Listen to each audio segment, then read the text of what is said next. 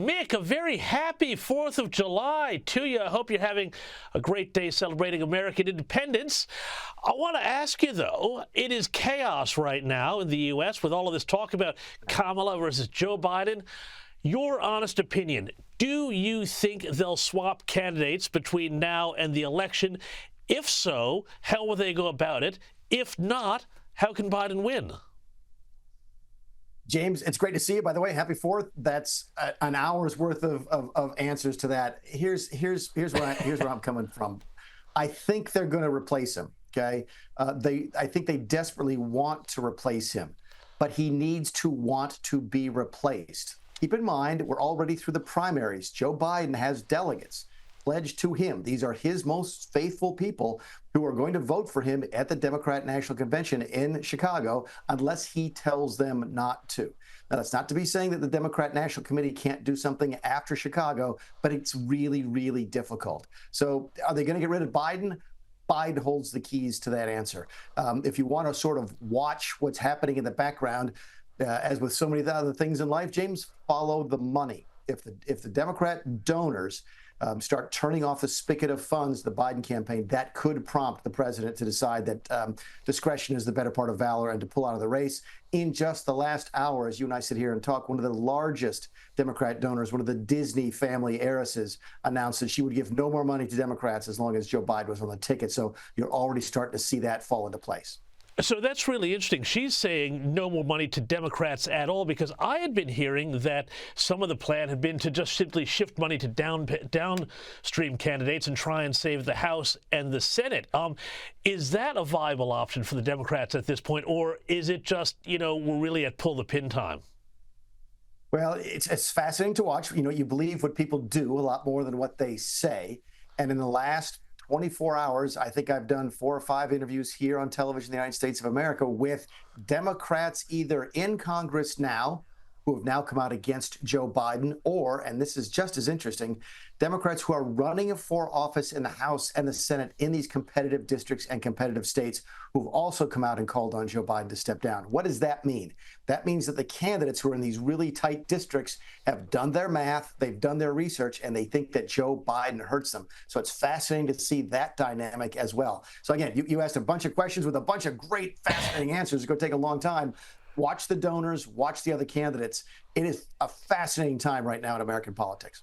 So then do they go to, is the potential then, if he steps down before the convention, is it an open convention, or is Kamala the anointed candidate? Because, of course, you want to talk about money. All of that money from the Biden campaign can go to her because she's the running mate, whereas who knows where it goes if they pick somebody else? It all depends. If Joe Biden comes out and says, I think Gavin Newsom is my guy, then you got to wonder if his delegates vote for Gavin Newsom. At the same time, very many high-ranking Democrats in Washington, D.C.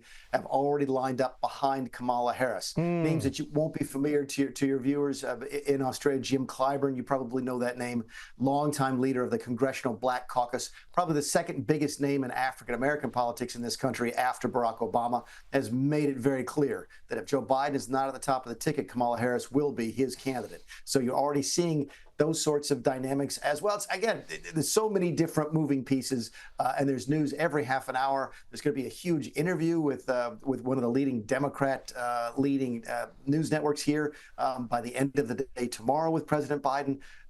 Just so much going on. It's wild. Now, on the other side of the equation, of course, Donald Trump. And one thing that a number of people have been saying to me is, hey, look how quiet he has been staying during all of this. He's kind of letting Biden and the Democrats self-immolate here. Is this a deliberate strategy, and does this play out of advice that I know he was given before the debate, which was just to step back and let Biden fall over of his own weight?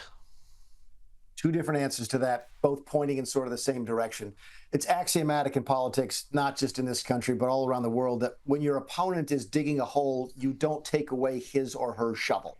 And Donald Trump did that to Joe Biden back in the first debate in 2020. Joe Biden was really struggling in that debate, struggling to give straight answers, and Donald Trump kept interrupting him.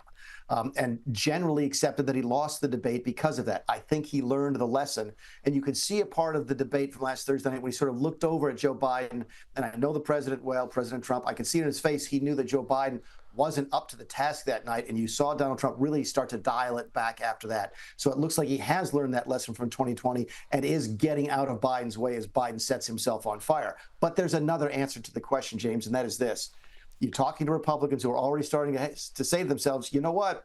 Maybe we shouldn't push too hard to get rid of Joe Biden because we're pretty sure we can beat him, and we're not sure if we can beat the next person in line. They think they can beat Kamala Harris. Most people do, but they're not sure how they match up against the governor of California, the governor of Michigan, the governor of Maryland. So there's a lot of question marks there. So there may be a couple of different reasons you've seen Donald Trump spend a little bit more time on the golf course the last couple of days. Indeed. Now, I want to ask you this question. I want to draw on your experience, Mick, in the White House as a chief of staff. How do you rate how the White House, the Biden White House, is managing this? I mean, we've seen these train wreck press conferences. Let me just play a little bit of Karine Jean-Pierre making absurd excuses for Joe Biden. Have a look at this. Hold on a second. There's a cold. There's a jet lag. You combine that. He continues to work on for the American people day in and day out, around the clock. Things happen. He is as sharp as ever, as I have known him to be in my engagement and my experience with him. I've seen more convincing North Korean news readers talk about the dear leader's golf score than I have this. I mean, the White House seems to be very confused in its messaging, and they're not doing much to actually do anything to let Joe Biden take the wheel of this and show that he is fine by letting him have an extended press conference or anything like that. This should be telling, isn't it? Yeah, I'm one of the few people you probably know who has actually spent time with the North Korean communications team, and you're absolutely right. This is an absolute disaster from this White House. The debate was bad, James. It really was. I think what's frightening just as many large Democrat donors, big names in the Democrat world, is the way the White House has handled the matter since the debate ended.